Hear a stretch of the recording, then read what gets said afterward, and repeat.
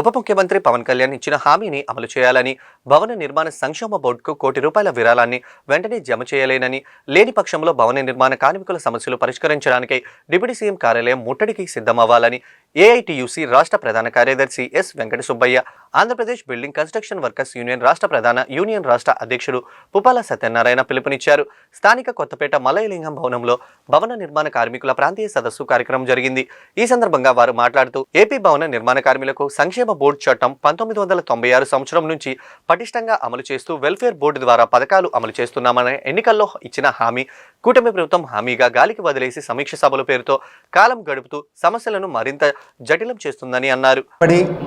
దశాబ్దాల కాలం పోరాటం చేసి సాధించుకున్న సంక్షేమ బోర్డు ఏదైతే ఉందో ఆ సంక్షేమ బోర్డును మరి గత ప్రభుత్వం వైఎస్ఆర్ ప్రభుత్వం నిర్వీర్యం చేయటం, మరి అప్పటి నుంచి గత 5 సంవత్సరాల నుంచి కూడా పోరాటం చేస్తూ ఏఐటీసీగా అనేక పోరాటాలు చేసినప్పటికీ కూడా ఆ వైఎస్ఆర్ ప్రభుత్వం ఎక్కడ కూడా కళ్ళు తెరిచిన దాఖలాలు లేవు. అయితే గత ఎన్నికల్లో మేము అధికారంలోకి వస్తే కూటమి ప్రభుత్వంగా కార్మికులకి న్యాయం చేస్తామని చెప్పి నమ్మబలిగారు, ఓట్లు గుంజుకున్నారు. ఇప్పటికీ 18 నెలల కాలం అయినప్పటికీ కూడా ఎక్కడా కూడా కార్మికుల గురించి పట్టించుకున్న పాపాన కూటమి ప్రభుత్వం పోలా. స్వయాన పవన్ కళ్యాణ్ అయితే మేము అధికారంలోకి రాగానే ₹1 కోటి మీ బోర్డుకి జమ చేస్తాను, దాంతోపాటు మరి సంక్షేమ బోర్డు పునఃప్రారంభిస్తామని చెప్పి నమ్మబలికారు. ఇంతవరకు ఈ కార్మికులు ఎటువంటి న్యాయం చేయకపోవడం వల్ల మరి ఈరోజు ప్రాంతీయ సదస్సు ఏర్పాటు చేసుకోవడం జరిగింది. ఈ ప్రాంతీయ సదస్సులో రానున్న రోజుల్లో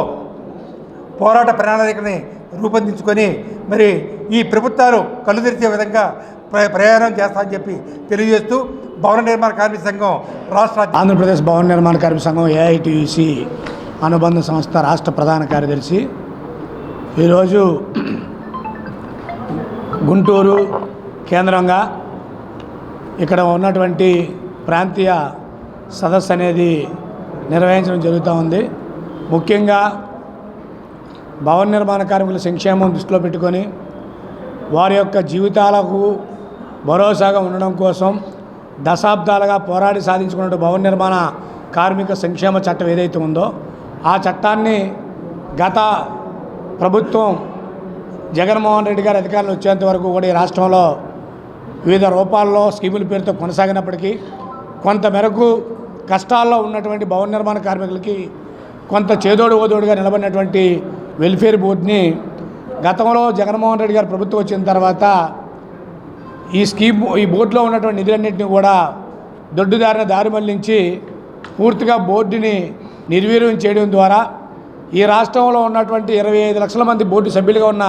భవన నిర్మాణ కార్మికుల సంక్షేమానికి తూట్లు పొడిచినటువంటి నేపథ్యంలో మరలా బోర్డుని పునరుద్ధరణ చేయాలని, బోర్డు ద్వారా ఉన్న స్కీములను యథావిధంగా కొనసాగించాలని దశల వారీగా రాష్ట్ర వ్యాప్తంగా అన్ని రకాలుగా అన్ని సందర్భాల్లోనూ కూడా కరోనా లాంటి కఠోరమైనటువంటి సమయంలో కూడా మేము పోరాటానికి సిద్ధమయ్యి పాలకుల దృష్టికి ఆ రోజు ఉన్న ప్రభుత్వం దృష్టికి తీసుకురావడం జరిగింది. మరోవైపున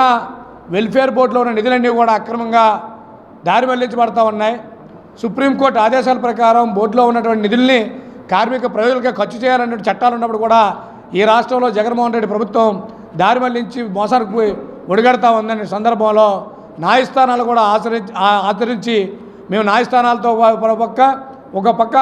ప్రజాక్షేత్రంలో కూడా పోరాటాలు ఏఐటీయూసీగా మేము పోరాటం చేసే సందర్భంలో నిజమైనటువంటి భవన నిర్మాణ కార్మికులందరికీ కూడా అన్యాయం జరుగుతున్నటువంటి సందర్భాన్ని గుర్తించాం. కాబట్టి